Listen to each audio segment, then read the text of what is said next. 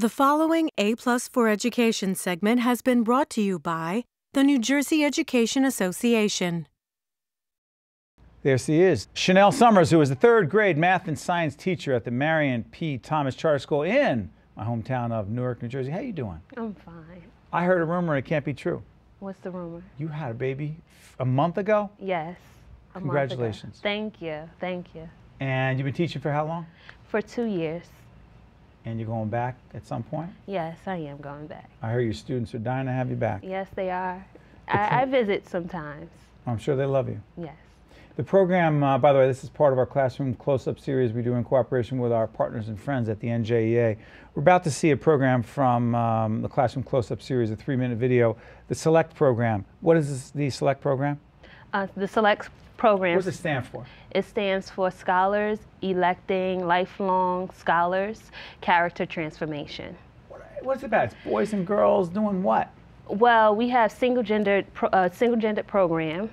We have an all-girls and all-boys class. Basically, we are using the research that we've used or we've found to teach these boys and girls. And you find that it makes a big difference? It does. All right, so let's look at the video. Okay. Relax, we come back, we find out more about you and more about the impact. This is Shanel with her students, and this is the SELECT program, and it's powerful stuff. Let's take a look.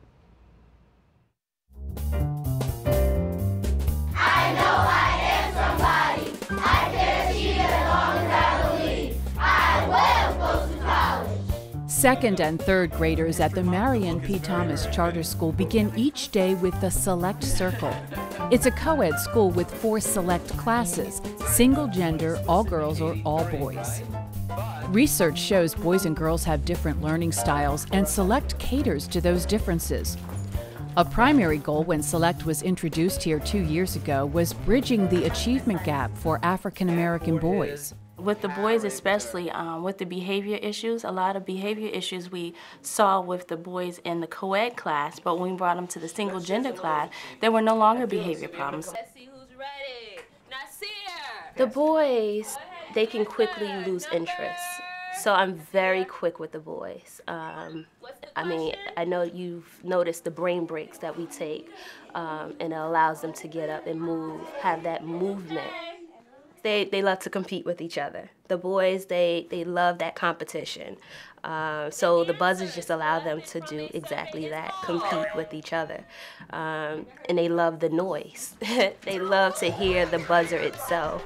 It allows them to compete. It allows them to have fun with a subject that can sometimes be a little boring, you know? So we integrate all of those different things. Competition, fun, numbers, all of those different aspects.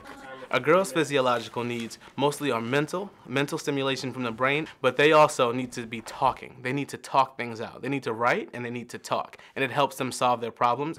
I like that it's all girls because sometimes I get embarrassed and then people laugh at me, but they don't laugh at me. They're like my sisters. Girls also need to have fun when they learn with spelling games like Sparkle. E-N. Good. The Sparkle game, what we basically do is spell words, and the last person that spells the letter, the next person after the last person that spells the letter, they sparkle and do a little dance. At first, some parents were skeptical about single-gender classrooms, but the number of children placed in one doubled in the second year of the program. I just wanted him to be around young men and see how they grow up, you know.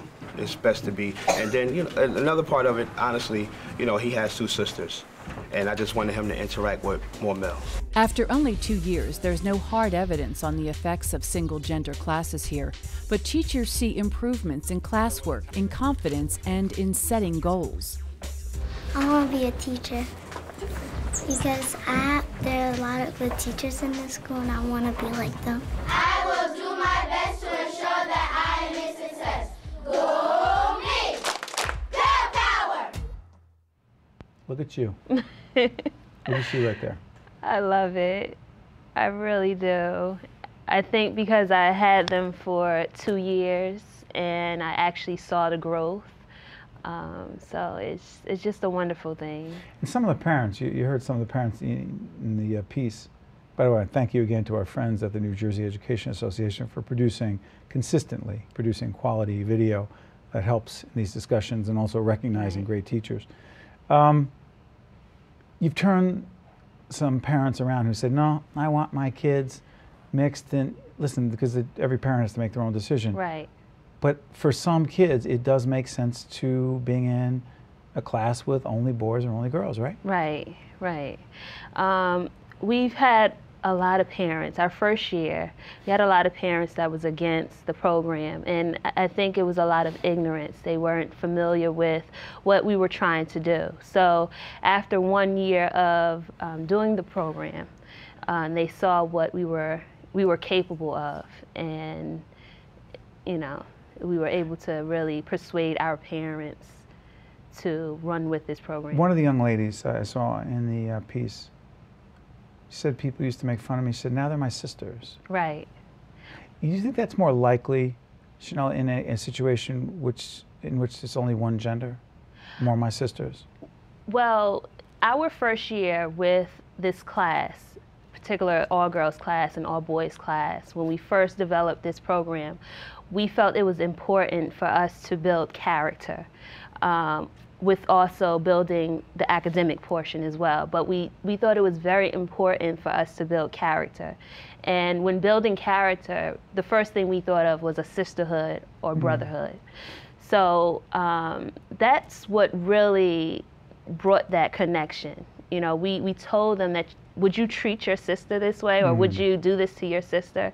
So that's how we thought it was very important for us to build that character.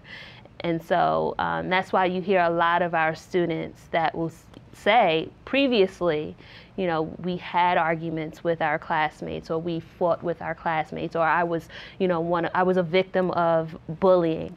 But now you see that sisterhood because we built that character. And the boys? The same thing. With the boys, you build that healthy competition. It's okay to compete, you know, and so that's what we do within the classroom. So because we have that healthy competition, you see that brotherhood. You don't see unhealthy competition where they are maybe going against each other. They are actually awarding each other. So if one brother gets it right, they are actually clapping for each other, or, you know, doing those things to really reward each other. So, you know, that's something that we taught.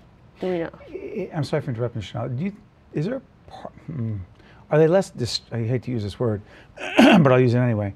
Are they less distracted by not having someone from the other gender, a young boy, not having a young girl in the class? Are they less distracted? They are. I can speak for the girls. Because I know I was awfully distracted as a young man, as a young boy going to school in Newark. You know, right. That's where I went to school. Distracted all the time by young ladies. When I was in the first grade class, you definitely saw the distractions. And I mean, for boys, they like to tap on the desk. They like to sit improperly. They like to do all of these things that can be distracting to the girls. But now that they're in a class full of boys that like to do what they like to do, it's not a distraction for them, you know? How much you, before I let you out of here, question I ask every teacher, 1 to 10, how much you love it?